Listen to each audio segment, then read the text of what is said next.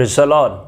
इस वीडियो में हम देखने के लिए जा रहे हैं कि पुराने नियम में लोग परमेश्वर के साथ किस संबंध में थे और परमेश्वर को किस नाम से वो पुकारते थे, और नए नियम में हमारा परमेश्वर के साथ क्या संबंध स्थापित कर दिया गया है और किस नाम से हमें उनको प्रार्थना में पुकारना है। इन दोनों बातों को हम इस वीडियो में देखने के लिए जा रहे हैं। और जब आप उत्पत्ति की किताब और उसका 4 अध्याय और उसके 26 वचन में जब आप देखते हैं, वहाँ पर लिखा है कि शेत के एक पुत्र हुआ जिसका नाम अनोश था, और अनोश के जन्म के बाद लोग परमेश्वर को यहोवा के नाम से पुकारते हुए प्रार्थना करने लगे।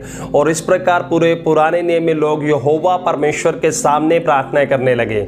और जब इसी प्रकार जब आप परमेश्वर के वचन निर्गमन 4 अध्याय और 22 वचन में आप देखते हैं, तो परमेश्वर मूसा को कहते हैं कि फिरौन को कहे कि इज़राइल मेरा पुत्र है और वो मेरा पहलौठा है। तो आप देख सकते हैं कि पुराने नियम के अंदर परमेश्वर इज़राइल को अपना पुत्र कह रहे हैं, और परमेश्वर इज़राइल के साथ एक पुत्र और एक पिता के संबंध को देखना चाहते हैं। लेकिन फिर भी इज़राइल इस संबंध को, इस रिश्ते को समझने में पूरी तरह से असफल है। इज़राइलियों ने बहुत सारे चमत्कार देखे, बहुत सारे अद्भुत काम उन्होंने परमेश्वर के देखे, लेकिन फिर भी वो परमेश्वर को पिता के रूप में पहचानने में पूरी तरह से असफल रहे।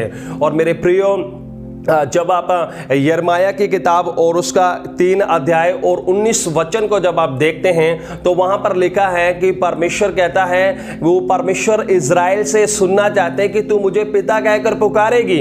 और पुराने नियम में भी परमेश्वर पूरे इज़राइल से सुनना चाहते हैं कि इज़राइल परमेश्वर को पिता कहकर पुकारे, लेकिन फिर भी इज़राइल इस बात से पूरी तरह से असफल है कि वो परमेश्वर को पिता कहकर पुकारे। लेकिन न्यू टेस्टमेंट में जब आप आते हैं मेरे प्रिय, और नए नियम में जब आप आते हैं, तो वहां पर जो मत्ती की किताब में आप देखते हैं कि प्रभु यीशु मसीह जब इस संसार में आते हैं, तो वो इसी विषय को सामने प्रकट करते हैं। और नए और मत्ती की किताब 2 मुख्य विषयों को दिखाती है, परमेश्वर का राज्य और परमेश्वर हमारा स्वर्गीय पिता है। और वहां पर जब आप चैप्टर 6 में 6 अध्याय में आप देखते हैं, और 6 अध्याय के 6 से लेकर और 9 वचन तक आप जब देखते हैं, तो प्रभु यीशु मसीह वहां पर प्रार्थना के विषय में बता रहे हैं। और प्रभु यीशु मसीह बता रहे हैं कि जब तू अपने कमरे में जाए तो तू अपने पिता से प्रार्थना कर, और जब तू प्रार्थना में पुकारे तो उसे हे स्वर्गीय पिता कहकर पुकार।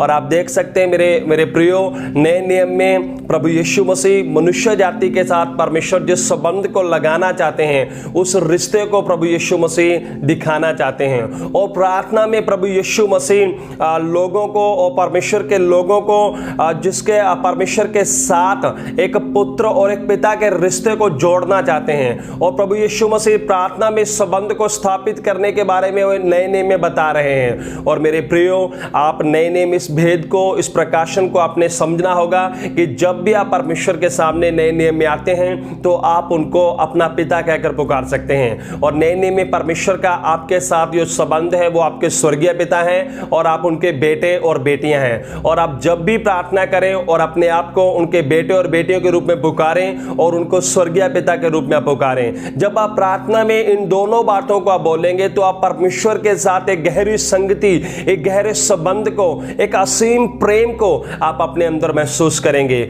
और ये न्यू टेस्टमेंट का प्रकाशन है जो आपके और मेरे लिए खोल दिया गया है, और पूरे मत्ती की किताब इसी विषय पर बता रही है। आइए अब से हम परमेश्वर को अपना स्वर्गीय पिता कहकर प्रार्थना में पुकारें। प्रभु आपको आशीष करे। God bless you. जय मसीह की।